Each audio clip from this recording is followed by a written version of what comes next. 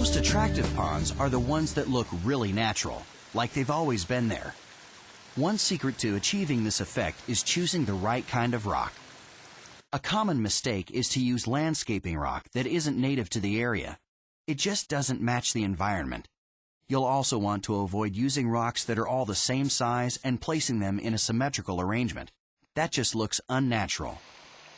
For inspiration, visit natural rivers, lakes, and other bodies of water in your area. Take notes and snap photos so you have a good idea of what kind of rocks to choose and how to place them. When the rocks are delivered, you'll want to sort them out according to size. Set aside the most interesting rocks as feature rocks and decide where they will look best in the water feature. Those will be the first ones to go in. As you place the larger rocks, pad them with the scraps you saved from your underlayment so they won't damage the liner. Once the big ones are in place, start working your way down in size until you've got a formation that looks and feels natural. Don't put in the filler rocks or gravel until you've placed your pond lighting.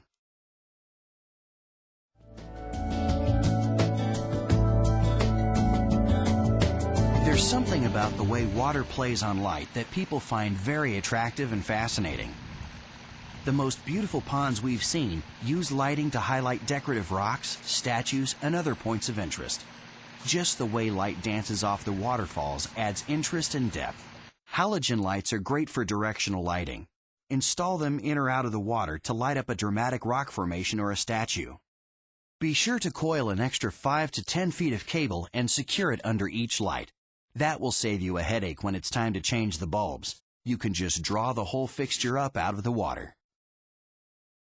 LED lights create a more ambient effect. These little giant models are highly energy efficient, and they have 11 pre-programmed settings. You can create your own light show with these. Installation on both kinds of little giant pond lighting is really easy. Just secure the unit in place and run the power cord to your transformer. One transformer will run up to 3 halogen light units and up to 18 LED light units. Once the lights are in place, plug in your transformers. Choose your presets, and the lights are ready to dazzle your homeowners. Then you can finish off your rock work with gravel filler or river rock, which helps fill in the small openings between larger rocks and boulders.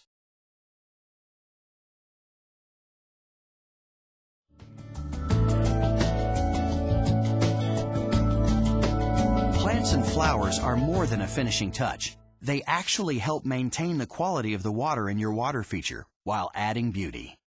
Water plants require different planting techniques than your usual landscape ornamentals, but it's an easy skill to master. Follow the Garden Center's instructions for water plant placement.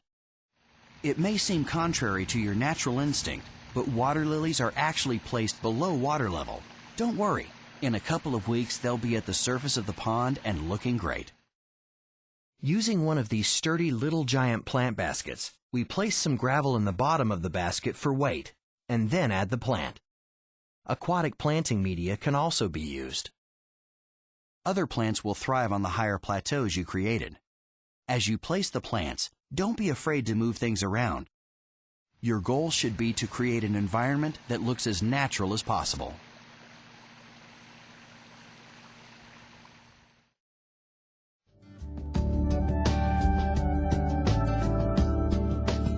Now it's time to take this pond for a test drive.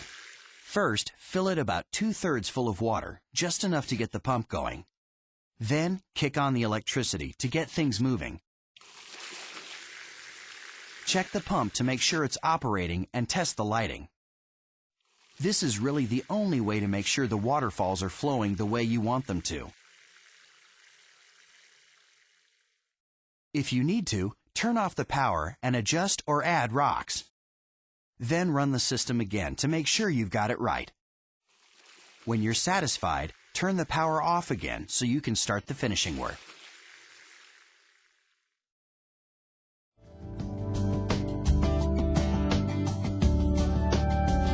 With the power off and the rocks moist, it's time to use expanding foam. Foam helps fill any voids between rocks so that the water always flows over the rocks instead of behind or between them.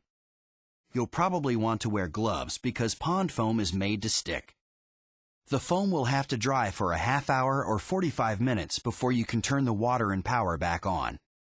While it's drying, trim off any large amounts of excess liner. Then hide the edge behind rocks.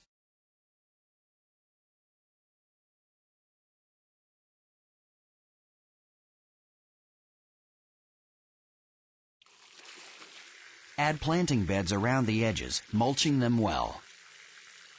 A few quick passes with a pond net will skim out any large debris. Then all you have to do is bring the water up to level, turn on the power, and admire a job well done.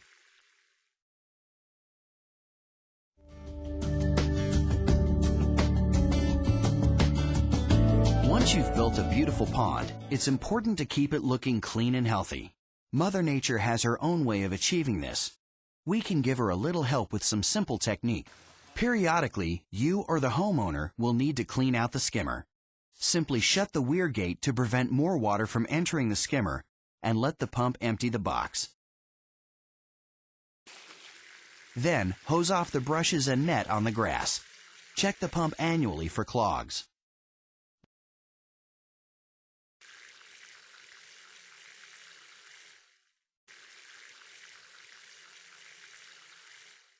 Once or twice a year, the biological waterfall filter unit will need a little TLC. Use the manual backwash feature to empty the vortex settling chamber of any muck and debris that is settled.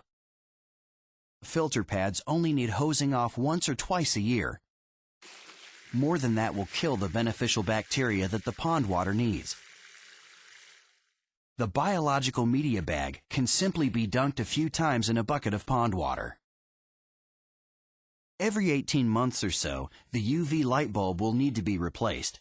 It will still light up, but it won't have that UV filtering power that the pond needs. If you run the pond in the winter, you'll have to remove the UV fixture and install a rubber coupling so the unit doesn't crack in the cold.